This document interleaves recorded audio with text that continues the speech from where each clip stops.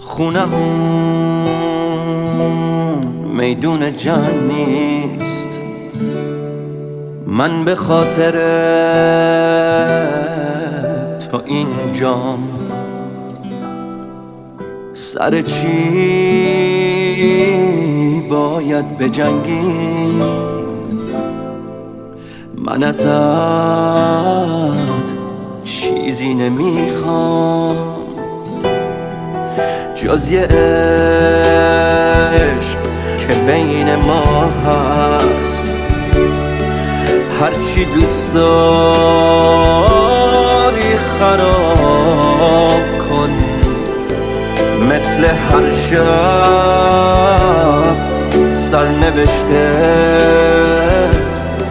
هر دومونو انتخاب کن.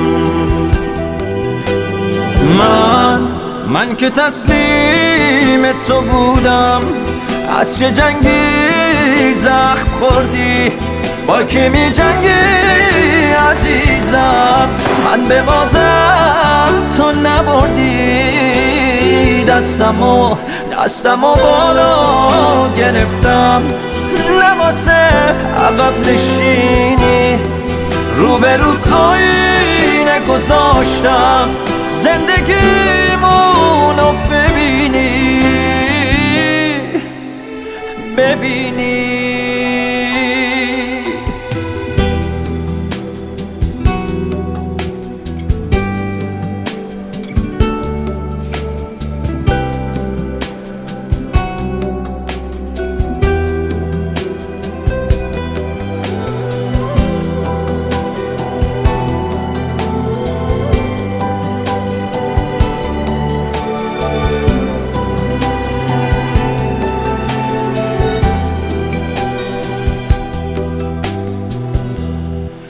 نه قریبم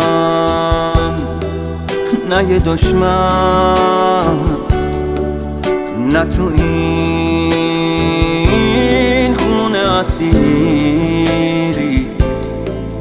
نمیخوام کسی فداشه، نمیخوام سنگر بگیری.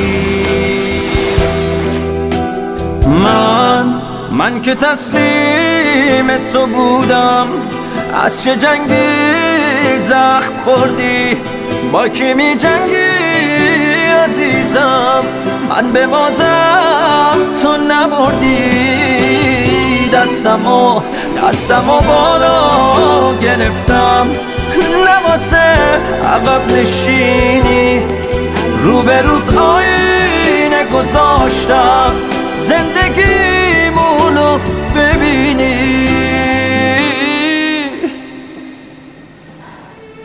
ببینی.